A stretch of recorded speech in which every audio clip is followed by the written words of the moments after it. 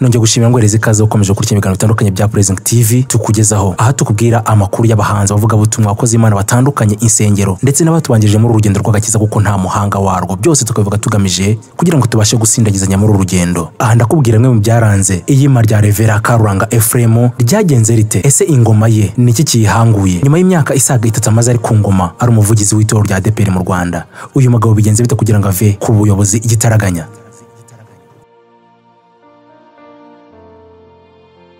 Itorero rya ADEPR ni rimwe matorero akomeye cyane mu gihugu cy'u Rwanda dore ko rimaze imyaka isaga 40 ariko rivuga ubutumwa mu gihugu cy'u Rwanda aho rifite abayoboke barenga miliyoni 2. Uretse vuga ubutumwa gusa rikora hari n'ibindi bikorwa bitandukanye byinshi itorero rifite. Aha ngaha ibyo navuga nk'amashuri atandukanye y'incuke asaga 158, amashuri abanza asaga 147, ayisumbuye 59, ay'imyuga ndetse n'ubumenyi ngiro agera muri 4 cyangwa se rengaho, ndetse na za kaminuza hanavuga nka kaminuza ya Fateke, ibitaro bya Nyamata, hoteli, radio ndetse na televiziyo bivuga ko ikiri gutunganywa no vuba ngera bigeze ahagaragara. Itorero rikaba rifite n'ibindi bikorwa bitandukanye.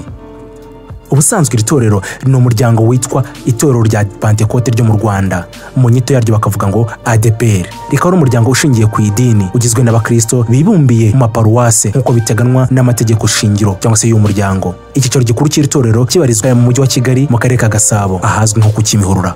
N'izingiye magambo reka turebere hamwe iyima rya Rev Karangwa Ephrem ryagenze rite, reka turebere hamwe ndetse nuko ingoma ye yaje guhanguka mu myaka 3 amaze ari umuvugizi w'itorero rya ADEPR. Tariki ya 30 Gicurasi mwaka 2017 abakristo b'itorero rya ADEPR baramwenyuye. Niwo munsi inzuzi zereye Rev Karangwa Ephrem cyo gihe sagirwa umuvugizi w'itorero ry'abanyamwuka. Rev Karangwa yimye mu bihe bigoye cyane kuko itorero ryarimo uruhuri rw'ibibazo bitandukanye. Ibibazo byari bishingiye ku ifatwa ry'abagize Biro Nyobozi yari yobowe na Bishop Jean. Abari mu buyobozi bwo hejuru bafashwe bakurikiranyweho ibyaha byo kunyereza umutungo ubarirwa hafi muri miliyari 2.5 z'amafaranga y'u Rwanda. Uyu mutungo wari wa ADEPR imaze imyaka isaga 80 ishinze imizi hano mu gihugu cy'u Rwanda. Kuri Rev Karangwa ikibazo rutura cyari mu nzira ze no kugarura icyizere abayoboke ba ADEPR barimo abari barayihunze, abinubiye kuterekwa raporo z'ibikorwa byahatirwaga gutangwamo imisanzu. Inzibacyuho yari yobowe na Rev Karangwa umuvugizi wungirije na Rev Karangwa John umunyamabanga mukuru, Pastor Viateur ushinzwe imari n'ubutegetsi, Umuhoza Oleri na Pastor Sengiyumva Patrick wari umujyanama. Aba bagiye bameze nk'abacunguzi, amaso aribo ahanzwe bose. Bari bizo gushyira ku murongo itorero ryasaga n'iryacitsemo ibice kubera ibikorwa by'ubuyobozi bari basimbuye. Iminsi isaga 290 y'inzibacyuho yasize bagihanganye no kugarura umwuka mwiza mu bakristo ndetse no mu itorero muri rusange, ariko ntibyacubije ibibazo by'urudaca byari bishingiye ku byemezo bikakaye nko kwambura ubushumba abahoze muri Biro Nyobozi barimo Bishop Jean, Bishop Tom Rwagasana, Niyitanga Salton, Sebagabo Leonard n'abandi, ndetse no kongera kwiyegereza aho yari yaraheje. Mu bindi byashyizwemo imbaraga harimo kwishyura umwenda wafashwe hubakwa Dove Hotel aho buri kwezi hatangwaga amafaranga asaga miliyoni 40 z'amanyarwanda, aya ngaya yari ideni, ndetse n'ibindi bigo by'abantu ku giti cyabo. Kuwa 17 Werurwe mwaka 2018 nibwo Rev Karangwa yatowe byeruye nk'umuvugizi wa ADEPR muri manda y'imyaka 5 yari ahawe. Ubu yayoboranye inzibacyuho hinjiyemo amasura mashyashya 2. Pastor Viateur yasimbuwe na Pastor Gatemberezi Muzungu Paul ku munyamabanga, mu gihe Pastor Sengiyumva Patrick wari umujyanama yasimbuwe na Pastor Ntaganda Jean Paul. Ahanga wakwibaza ati ese ni kuki umuvugizi wa ADEPR Rev Karangwa Ephrem ahise ava ku buyobozi nyuma y'imyaka isaga 3 yarabumazeho? ADEPR yatandukanye no guguna igufa icudika mirabunguri. Wakibaza ati kuki twifashishije amagambo akomeye? Pastor Karamuka Frodouard uyobora itsinda riharanira imiyoborere myiza muri ADEPR yabwiye igihe.com ari nacyo dukesha iyi nkuru ko Rev Karangwa bamubonagaho umugayo utamwemerera kuyoborera itorero. Avuga kandi ko ingoma ye yaranzwe n'amanyanga gusa, itonesha n'iterabwoba kushatse kumwereka ukuri ku buryo ibintu bigomba gukorwamo. Ahagize ati baguye mu mutego nk'ababanjirije, hari aho bashyiraga abapasiteri mu zabukuru kandi bafite imyaka 58 gusa. Pastor Karamuka avuga ko bagiriye Biro Nyobozi inama y'imishinga yakora, bityo imishinga ikabafasha itorero ariko abayobozi barabyihunza ntibabitega amatwi. Ahagize ati nyuma yo kwandikira Perezida tumugaragariza ibibazo biri mu itorero rya ADEPR baduhuje na RGB urwego rw'igihugu rw'imiyoborere, duhurira ku meza amwe turaganira. Twabahaye imishinga isaga 80 irimo y'ubuhinzi, ubworozi, ubucuruzi. Twifuzaga ko buri paruwase igira umushinga wayo uyifasha mu iterambere, ariko nta n'umwe washyizwe mu bikorwa kuva icyo gihe. Rev Karuranga akigera ku buyobozi yasabwe ko mu izina ryabo asimbuye yasaba imbabazi, ariko ibi ntabwo igeze abikora. Twarababwiye tuti mugende muvuge muti izina rya bagenzi bacu dusabye imbabazi, mugaruze imitungo yanyerejwe, twasabye kwihutira kurenganura abarenganye, abatujuje amafaranga yo kuri Dove Hotel, abapasiteri batuzuzaga imihigo barahagarikwaga, ariko byose nta kigeze gikorwa. Pasiteri Karangwa yananenze uko ikibazo cy'abakozi ba Dove Hotel abayobozi bakuru ba ADEPR bakitwayemo. Baraje abakozi ba Dove Hotel bashyizweho na Bishop Rwagasana Tom, bose barabirukana. Niba umuntu aje ku ubuyobozi abantu bakora neza, ubwo nagenda nkabakuraho mba mbafashije iki? Bafashe babakozi bakoraga amasuku ari n'abakristo, abo bose barirukanwa. Bari bashyizweho ngo babone aho bakura umugati, ariko ntibyabahiriye, babavanyemo ahubwo bashyiramo sosiyete yabo. Itsinda riharanira imiyoborere myiza muri ADEPR ryakemanze cyane ubushobozi bwa Rev Karuranga, kuko ubwo yari umushumba wungirije ururembo rw'amajyaruguru atigeze agaragaza uruhande yari ariho mu bibazo by'itorero nk'uko byagenze kuri Pasiteri Mutaganzwa Viateur wari umunyamabanga mukuru wa Pasiteri Karuranga Aimable wari umujyanama beguye ubwo babonaga itorero rigana habi. Hashyirwa amajwi ko ubwo yari mu majyaruguru hatanzwe inka z'abaringa, aho itorero ryazikodesheje zikifotorezwaho mu kwerekana ko zatanzwe. Pasiteri Karangwa avuga ko mu gutanga izi nka umwe mu bari bazikodeshejwe yijujutiye ko zirijwe muri stade zitariye kandi yahawe amafaranga make y'iyo serivisi. Ati nta bushobozi twamubonagamo, ushinzwe ubuzima bw'itorero niwe moteri ya byose, ntiyari akwiye kureberera ayo makosa ngo anayayoborereho iri torero. Kuri Rev Karangwa we yashidikanyaga ku bunyangamugayo bwe uko yarigeze guhagarikwa na Usabwimana Samuel ubwo yakoreraga i Kayonza, ndetse ageze muri ADEPR muri Uganda ashaka kuyihindura izina ngo ayiyobore nk'iye.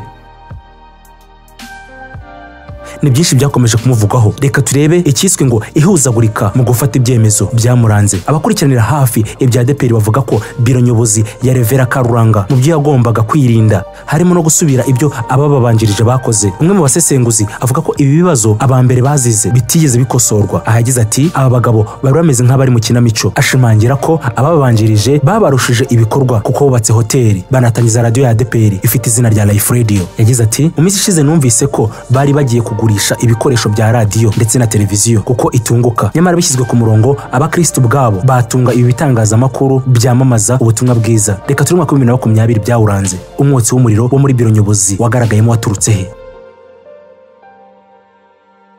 Rev Karangwa John wari umuvugizi wungirije muri ADEPR yatawe muri yombi mu mwaka wa 2019 ashinjwa gukoresha inyandiko mpimbano igihe yiyamamarizaga uyu mwanya. Uko byasabwa ko uyamamariza uwo mwanya agomba kuba afite impamyabumenyi yo ku rwego rwa bachelors. Icyo yatanze impamyabumenyi muri Philippines niyo muri Uganda. Bidatinze byaje kumenyekana ko ari impimbano atigeze ahiga na gato. Bwa mbere agezwa mu rukiko rw'ibanze rwa Kicukiro nta muyobozi n'umwe wo muri ADEPR wahakandagije ikirenge. Iki ni cyo bimenyetso ko umubano nabo bakoranaga wari utangiye kugaragara nk'urimo agatotsi, ariko bikiri mu bwihisho. Byazambye nyuma yo kuwa 30 Kamena mwaka wa 2020 ubwo urukiko rwisumbuye rwa Nyarugenge rwemezaga ko Rev Karangwa ari umwere. Icyemezo ubushinjacyaha bwahise bujurira. Agifungurwa yasubiye mu mirimo anahabwa ibigenerwa umukozi birimo imodoka. Mu mezi 8 yamaze atari umukozi yasabaga ADEPR amafaranga asaga $28 z'imishahara atigeze ahemberwa ubwo yarari muri gereza. Nyuma yo gufungurwa kwe, Rev Karuranga kwa 23 Nyakanga 2020 yamugiriye inama yo kwandika ibaruwa igaragaza aho yarari kugira ngo inzego z'itorero zihamenye neza zinagene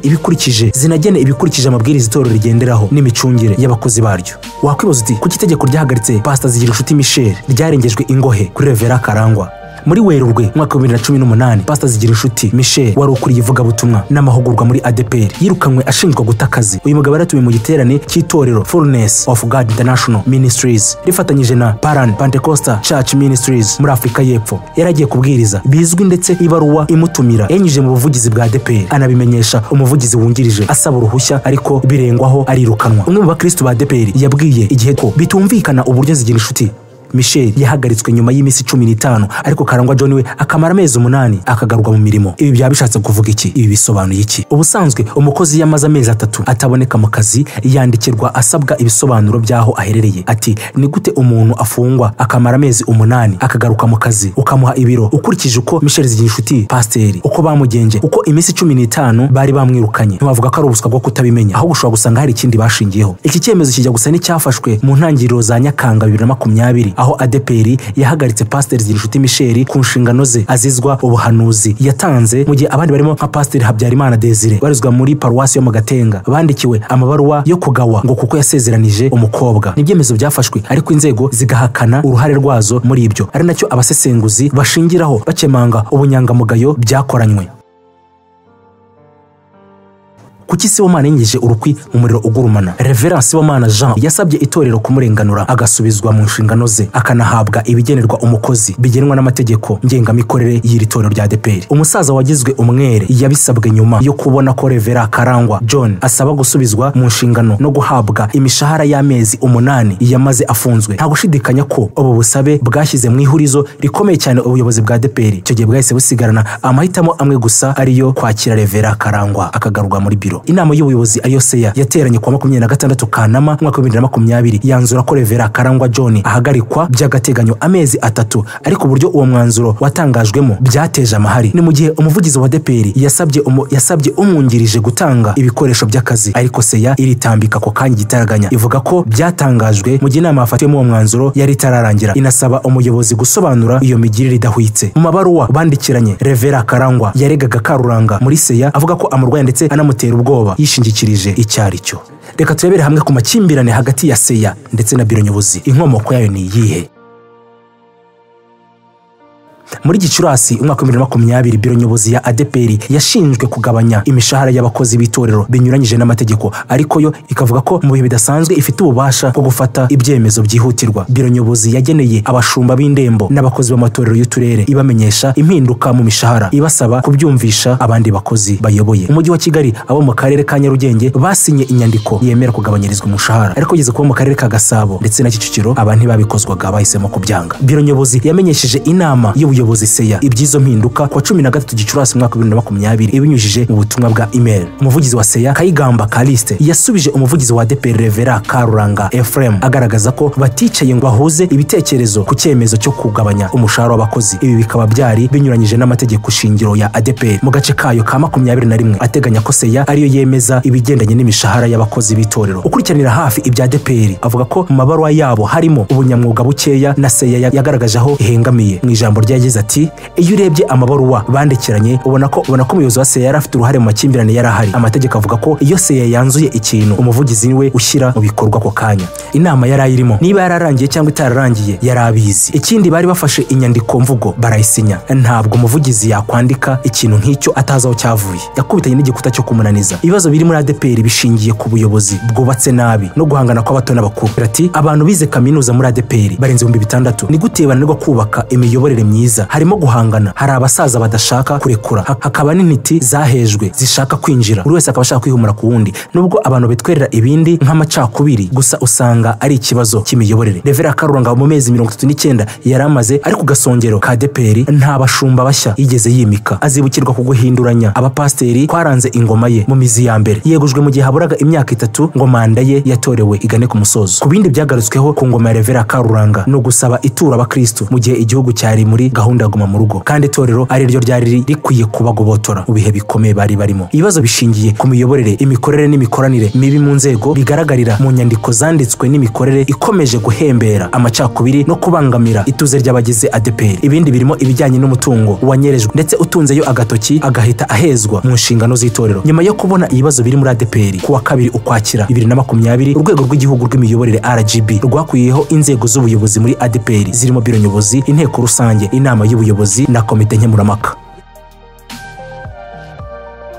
Amwe mu magambo umuvugizi wungirije wa ADEPR Rev Karangwa John yakundaga kubwira abapasiteri batandukanye harimo nk'ijambo yakundaga kuvuga agira ati, Bashumba umuntu ashobora kukugira igitambo nawe ukamugira inkwi zo kugitamba. Abenshi bakomeje kwibaza aho aya magambo yakundaga kuvuga niba hari aho yaba ahuriye no kurangira kw'ingoma kumujyanye we na mugenzi we Karuranga. Ndagushimiye.